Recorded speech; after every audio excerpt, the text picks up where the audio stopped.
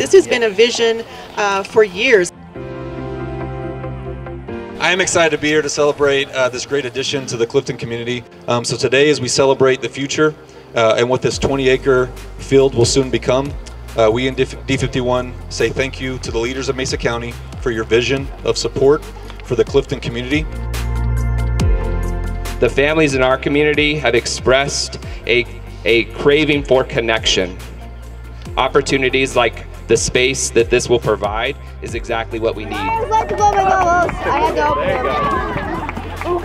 going to be a great building, including the library, because it's also a good place for kids to be at.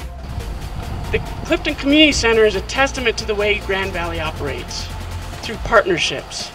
Partnerships allows us all to reap the benefits of a high-quality facility for recreation, daycare, and education through skills training and career preparation. We've all heard these great examples of where we are together, what we're going to do together.